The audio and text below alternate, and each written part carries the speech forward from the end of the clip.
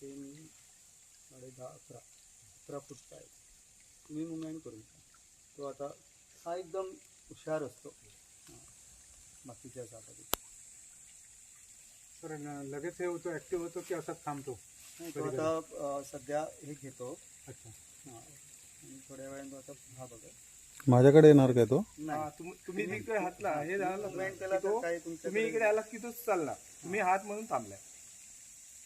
आता हे करतो किती तुम्ही इकडे या. जंगलाचं हे घेतो तो. बरोबर. या बाजूला